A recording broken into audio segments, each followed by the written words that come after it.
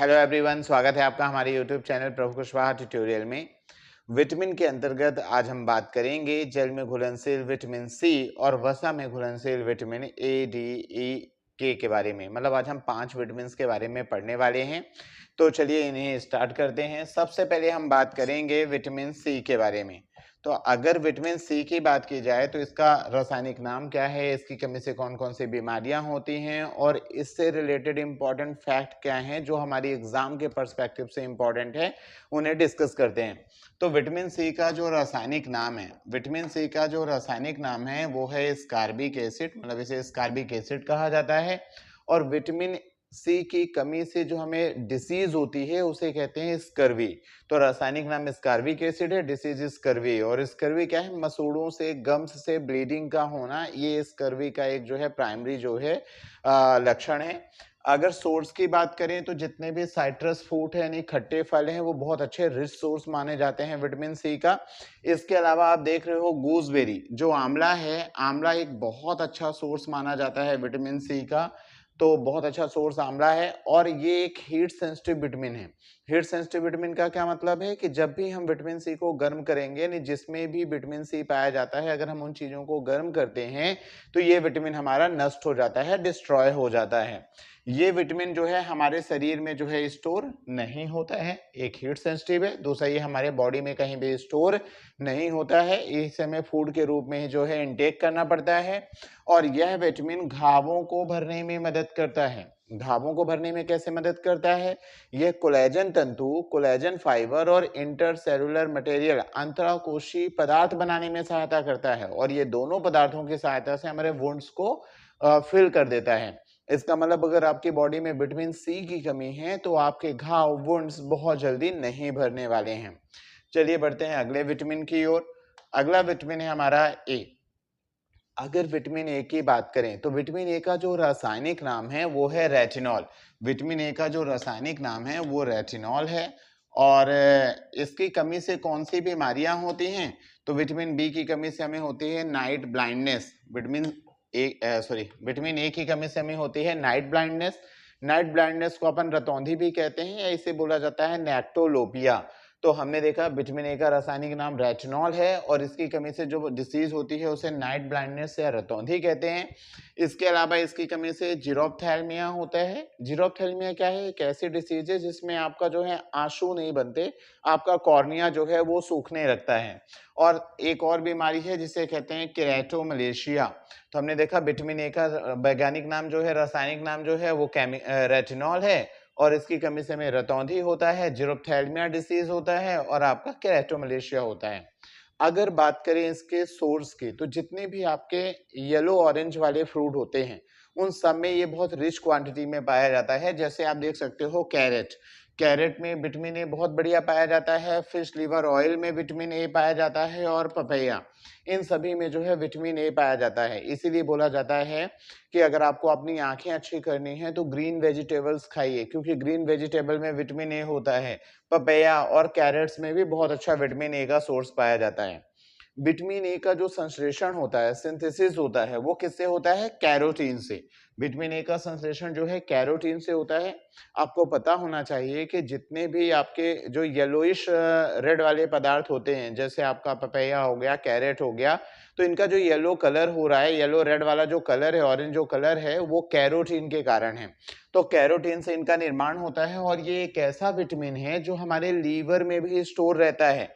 तो जी हाँ, ये हमारा जो है बीटा कैरोटीन से इसका संश्लेषण होता है, लीवर में स्टोर रहता है। और इसे एंटी इन्फेक्शन विटामिन या एक्सेरोफाइटॉल भी बोला जाता है। तो इसे एंटी इन्फेक्शन विटामिन और एक्सेरोफाइटॉल भी बोला जाएगा।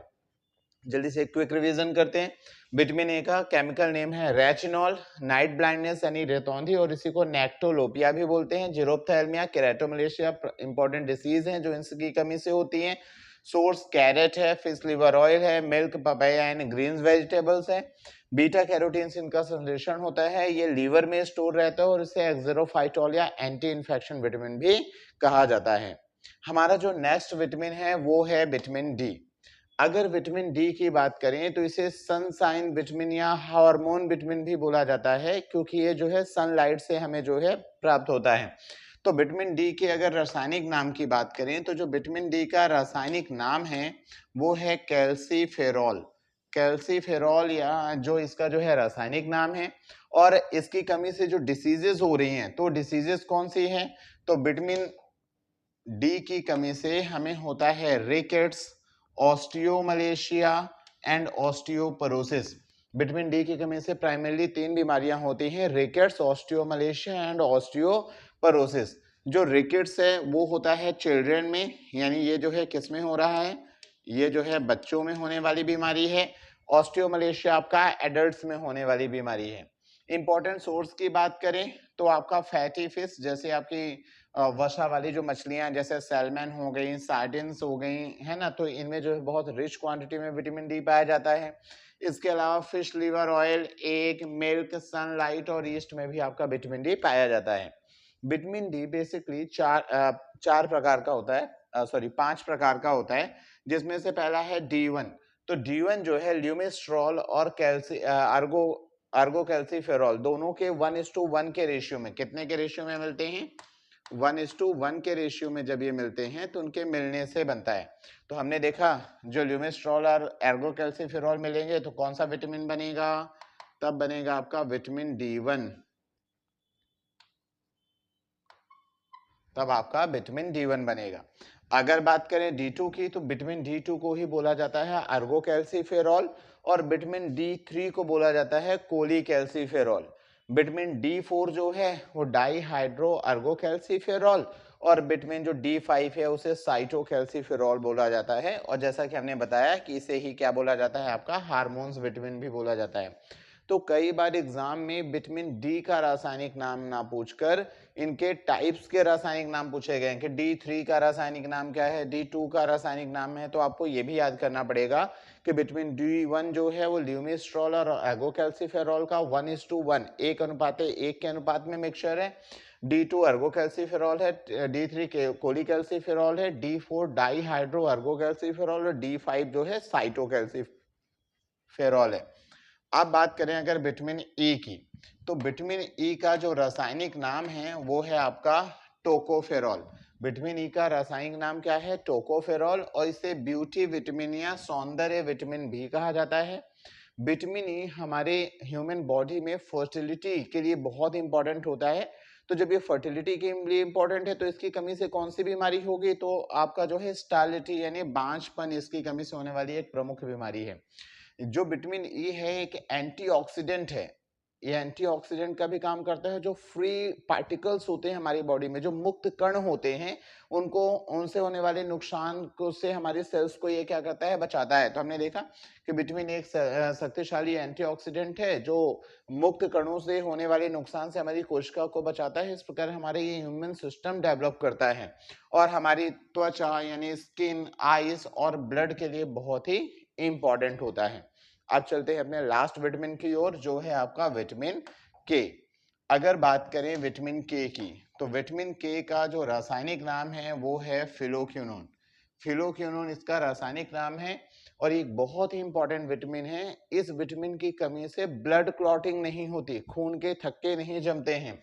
तो डिसीज क्या हो जाएगा? नॉट क्लॉटिंग ब्लड, खून का थक्का नहीं जम रहा है। और ये विटामिन दो तरह का होता है, K1 एंड K2।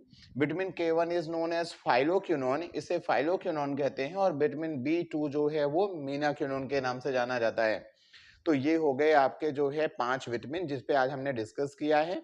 इसके पीडीएफ के लिए हमारे यूट्यूब चैनल को जो है लाइक, सब्सक्राइब एंड शेयर करते रहें। और डिस्क्रिप्शन बॉक्स में मैं इसके जो है पीडीएफ का लिंक दे दूंगा, जिसके थ्रू आप हमारे व्हाट्सएप चैनल और टेलीग्राम चैनल को जो है ज्वाइन कर सकते हैं, जिसमें आपके सभी पीडीएफ के जो है प्रॉपरली जो है प्रोवाइड की जाएंगी।